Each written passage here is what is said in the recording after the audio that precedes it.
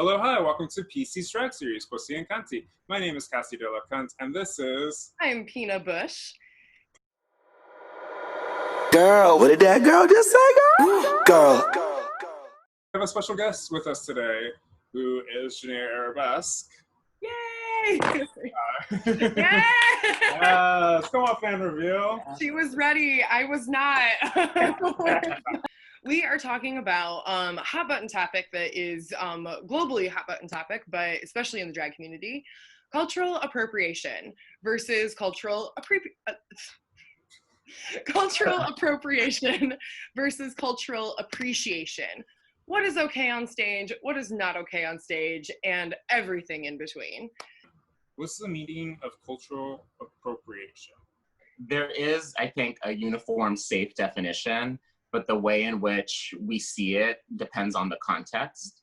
I think from a very critical theory point of view is assuming or taking on a culture, ethnicity, race as not your own, taking credit for the history without your own, as your own, and not being aware of why that culture and ethnicity is the way it is, based on current issues that are happening in our world. So there's a historical context and then a present day context, and it's that sense of ownership, power and privilege as well. The opposite of that, or kind of the opposite, is appreciation, where it's like you're doing something out of appreciation for the love of the culture. I would add to that too, appreciation can't exist without education. You have to have some knowledge of it in order to get to the appreciation phase. And appreciation can be done from a distance. You don't even have to do anything. You could actually just enjoy it, to appreciate it. But it does start with knowledge and education. Because we're all artists, I'll speak from an artist perspective. So appropriation, appreciation happens so much, even in subversive ways. And I think probably the one that comes to the forefront is music. So as drag artists, we're all lip syncing to music, but depending on who we're lip syncing to, who the producer was, what the story is, I think people sometimes forget how much has led to that song that we're lip syncing to.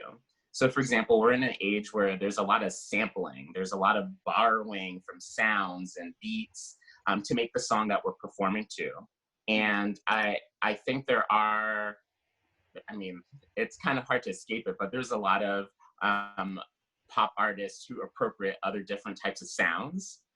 So for example, like Dua Lipa, she has some reggae type sounds, Caribbean sounds in her music, but I haven't seen anything in terms of how she executes her performance that shows she's aware, she appreciates the culture. But when a drag artist chooses to do that song, they have a choice where maybe they could go back into the archives and understand, oh, so the producer of this song is Diplo. Oh, Diplo's dope. His if I look back into Diplo's archives and trying to figure out where these sounds come from, maybe I could do this song justice. Maybe I could elevate my performance on stage by really understanding where the sound comes from, rather than being an entertainer who doesn't relate to the African diaspora whatsoever, and I'm just going to do some reggae moves on stage because it's fun, and not show that connection. So that would be one example of to appreciate something is to dig back into the history, the origins, and then make a choice. Can I do something better than what the artist intended because they didn't appreciate it, they appropriated it? Or am I going to continue that cycle of appropriation by just doing what the white girl did with the song. Right. And justifying it by saying, well, the white girl did that. As drag artists, we do a lot of fashion, and we do it based off of things that we see that are, you know, that we either like or appreciate. But sometimes it can cross the border of appropriation, especially when we do like, say like, you know, like white people wearing braids, just particularly more for Black culture and especially Caribbean culture, or like wearing kimonos and stuff like that.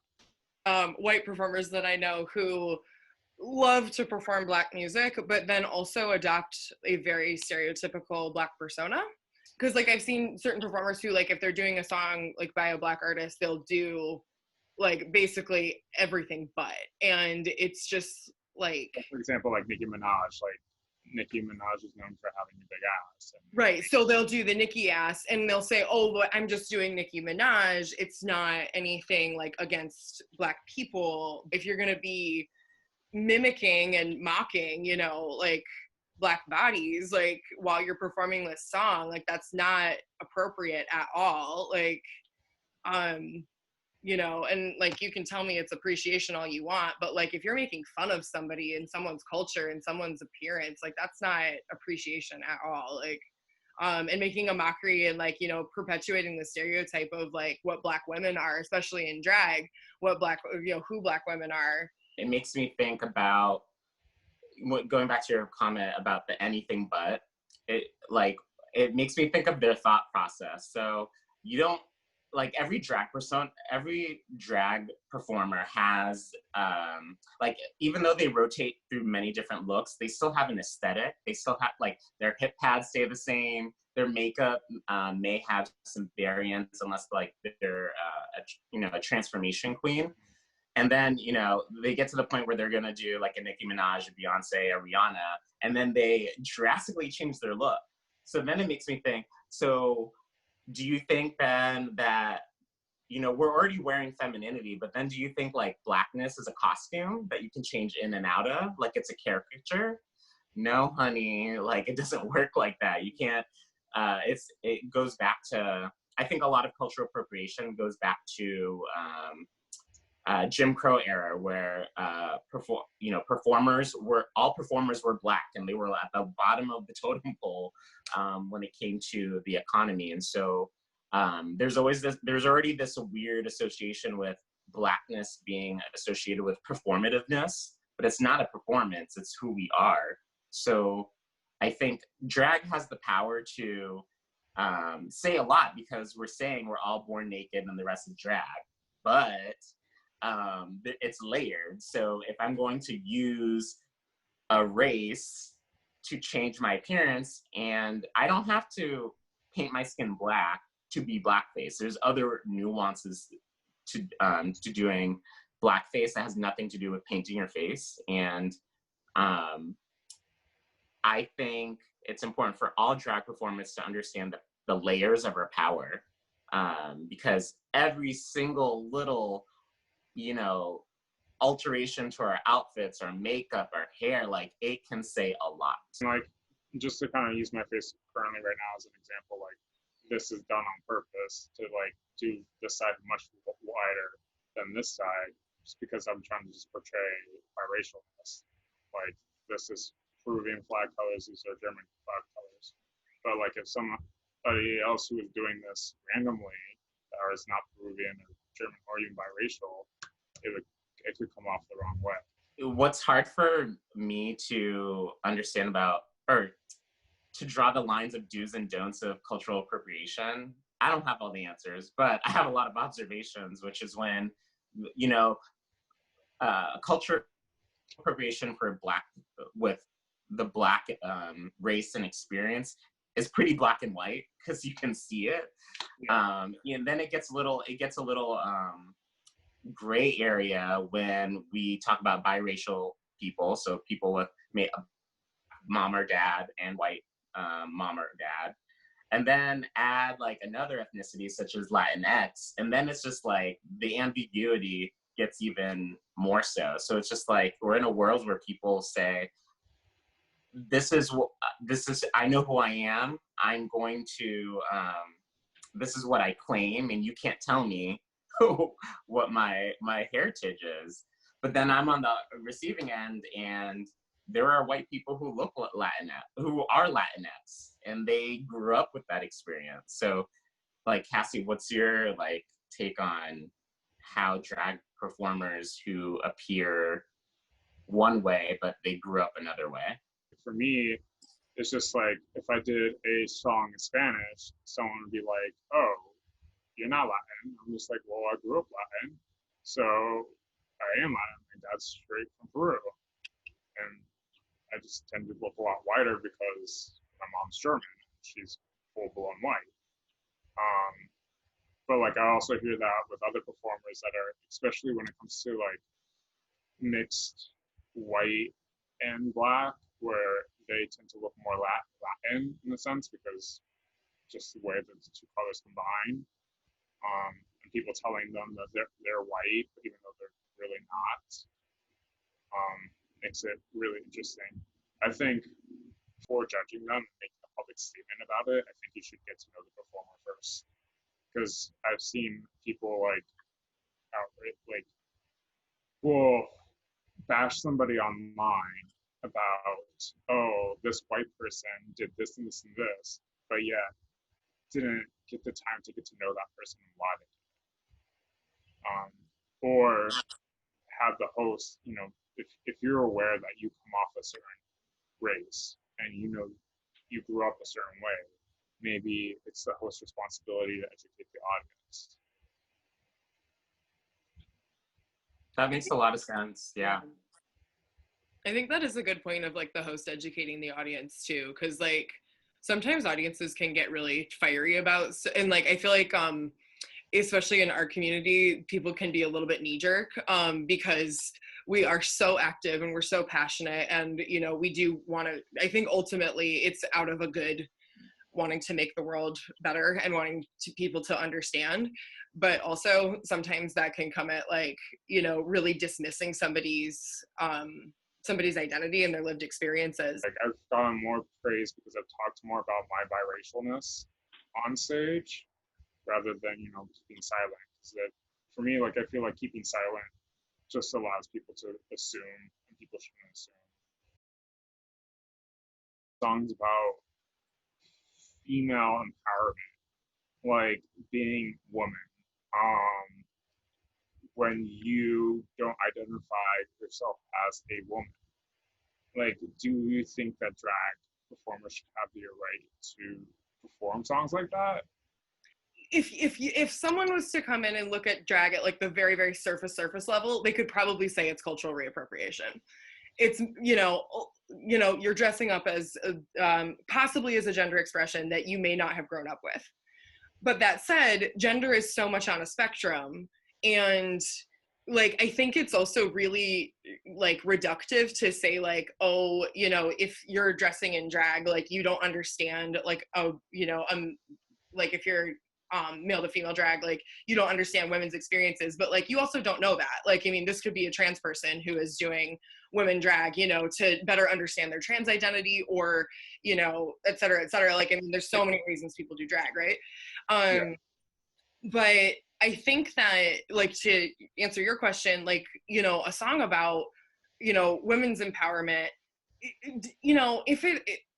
I don't think it's necessarily a problem. Like, I think that empowerment is empowerment. And like, but also I think that there is a lived experience of women's empowerment that cisgender gay men who do drag will never understand. Being a woman is so much on a spectrum too. And like, I think that, to say like, oh, you can't do, certain songs about women's experiences is a little bit reductive. I think it's lazy. I think it's a lack of self-awareness. If you, like, we already have to do so much work as a drag performer to edit our music. One should be that self-conscious to look for the PG version of the track iTunes, Spotify, they are also required to give the PG version of the track. I can't really get into the mind of someone who is not really aware of that, besides just saying that it's lazy, and it's just easy. And lazy doesn't necessarily mean you're bad. It just means you don't want to do the work to either find a new song. And there's so many songs. There are so many songs since the beginning of time to choose from. You don't have to choose that one that says the N-word all the time. Right. And I think, like, I noticed, like, more so than noticing when someone who does decide not to choose a song, I think that says volumes about who you are as a person. If you do remember to, like, choose a song that has a bunch of N-words in it, and then I'm watching you, and all of a sudden I hear the bleeps, and then I'm gonna be like, yeah, that's dope. You took the, like, because for me, yeah, like, for me, a song will sound weird if I don't hear the N-word. Like, especially if I've heard it so many times. And if I see a performer do the PG version, I'm gonna give praise to that, because that's how you appreciate within that kind of performance. Juhnay, because this is, I find, like a constant struggle and battle within my own, like, Latin community, is where Latin drag performers tend to use the N-word, and they think they have ownership over it because they think they're just in the same class as Black people, which they're definitely not. Yes, Latin people have the struggle in terms of racism, but it's not the same as Black people.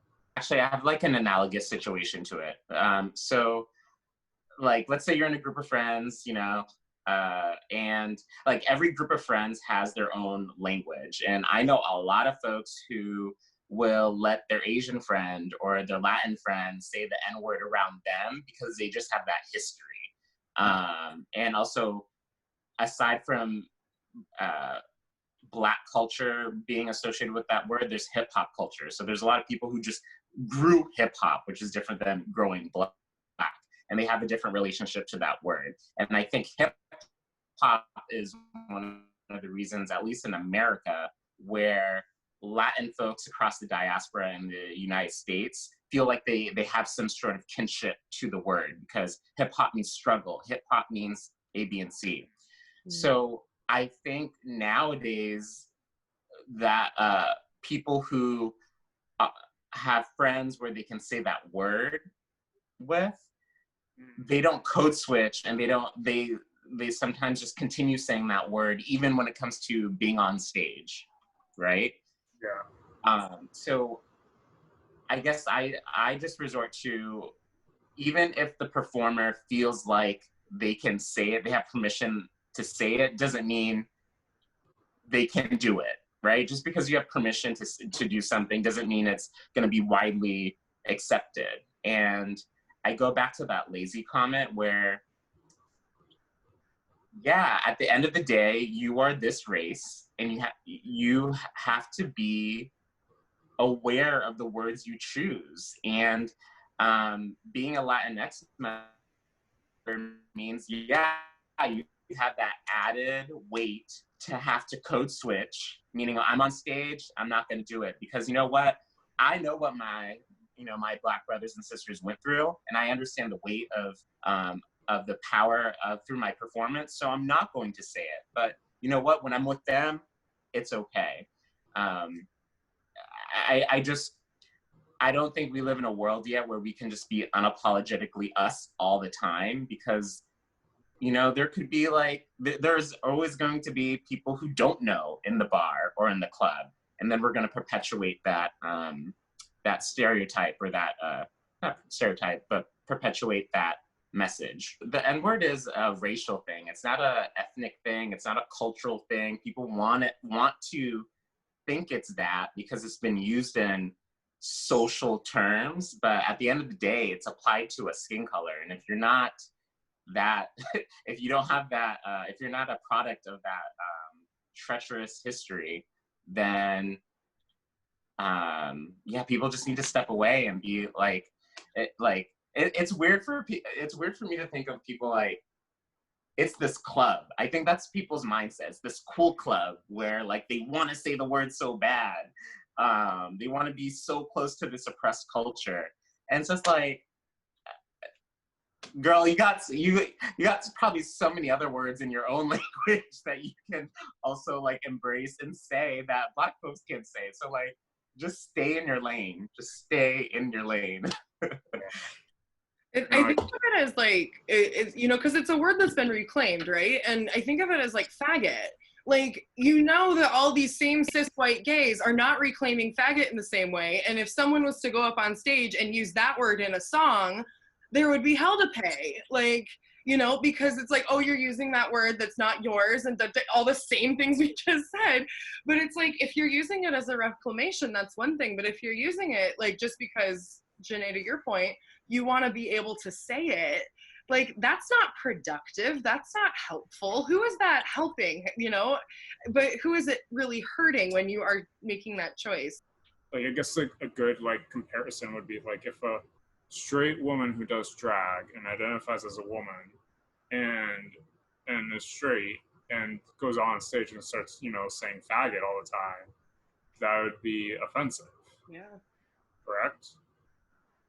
I can't see. I mean, I would think so. Like, you know, because it's like, it's not a community that you're a part of. So why are you getting to use that word? Like, but then again, we also use fag hag too.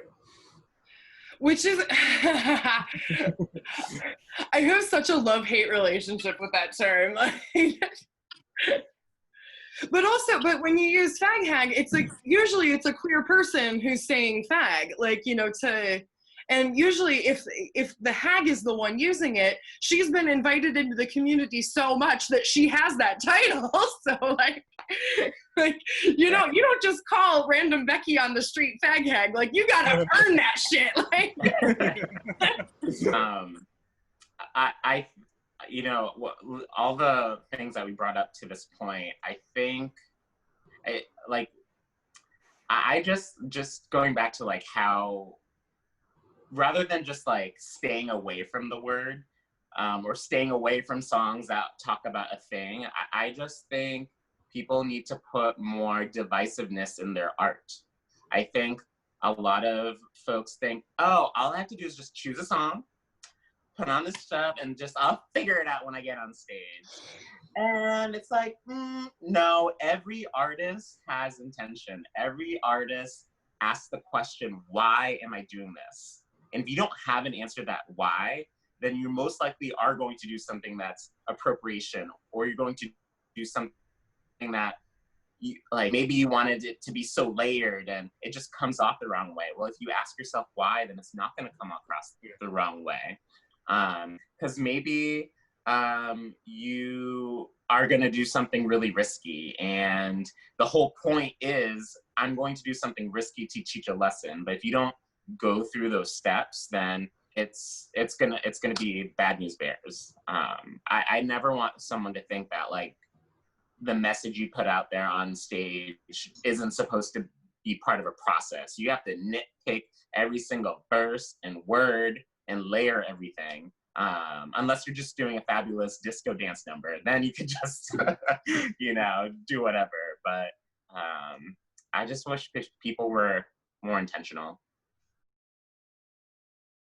When producers or hosts make a Facebook post about, hey, is there any POC or Black performers out there that would like to do my show? I would like to balance out the ratio of white performers versus, you know, POC or ethnic or Black performers to make it more diverse. Is that offensive, or is that not offensive? I don't think it's offensive. I would just, if I was a producer, I would be very careful how I ask the question. That's all. I think there's power in phrasing things correctly. I think the term POC, people of color, has been a term that has been developed over the decades as a safe way for us to talk about race. And so I would encourage the producer to say, hey, I'm looking to have folks of color, people of color on my cast. DM me if you're interested. I think it might be a little sensitive if you start breaking down the races. But you know what? What's weird is like in Hollywood, that's like when they're looking for casting, they'll just say, I'm looking for a 25-year-old, you know, African-American, Black, Latino, like they'll just say the race, which I think we're in a world where in casting, that's just like, you get over it and that like, you're just gonna go to the role that you want. But in the drag world, I think we could do better and we don't have to do how a casting is done in other areas, and just say people of color. And I just hope the intention is there. I hope that they do actually diversify their cast when they get the messages rolling in. I think also, like, if you're putting out that call of like, oh, I want people of color, like, and you're not actively like specifically reaching out to certain performers, like, come on, like, if you want diversity for diversity's sake, like, you know, so you can get a cookie white person for having a really diverse show, like, I don't think that's okay. Like, that's, you know, like, instead of like, I want to have a diverse show because I want people to feel included and I want to make sure we have a wide variety of performers, like, to tell their stories and tell them authentically, that's a different, you know, issue. That's a different thing than just the cattle call of like, I don't have enough people of color in my show. Like, you know, I'll take who I can get. And I don't think that's fair. I don't think it like celebrates or appreciates the performers that you do end up getting in your show. Yeah, I mean, for me, and my perspective on it, it's like, if he just moved here, maybe I could find that more acceptable in a sense, because like you probably just don't know enough people. But if you've been in the scene for a while, you talk to like multiple people, and you're making that statement online, it does come off as lazy to me. Because I agree with Pina on that sense. Like it kind of just feels like you're just trying to fill a quota. Right, and it should never be you're trying to fill a quota. Like you should book people based on you want them in your show, and if you want a diverse show, then you got to reach out to people, like, and you got to get to know people. Like if all of your drag friends are white, that's an issue. Like, and you're white. Like,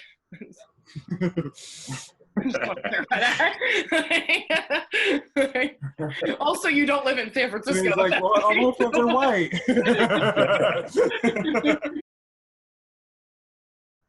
In terms of this do's and don'ts, like the list can go on forever, but I think if people, whether you're a performer or a watcher, just walk into this experience as a journey. Like, don't be too hard on yourself on trying to get it right. That will never work well. Just know that like, it's a process to really understand the nuances of the world we live in. Yeah. So asking questions is the best way to learn and the best way to appreciate, and just understanding who you're asking the question to, where you're asking the question. Is it like amongst a lot of people, or is it just between you and another person? And then when you get the answer, just sit on it. You don't have to act on it right away. Just understand it's a journey. Yeah. Educate yourself. Be more aware. Don't just do things because you just want to do it. And if you get called out, apologize, own up to it, and do better. Exactly. And don't use the M word. And don't use the right. You are white, do not use the word. Cut it from your music. Find the Kids Pop version. I think we got this, everyone. People appreciate you more when you edited it out. Thank you all so much for joining us for our episode on cultural reappropriation with our special guest, Juhnay Arabesque. Thank you so much for joining us today. You are our first special guest on PC, which is super exciting, and you were amazing and so informative, and I know what you say is going to be really helpful, so thank you. Thanks for having me. This was fun.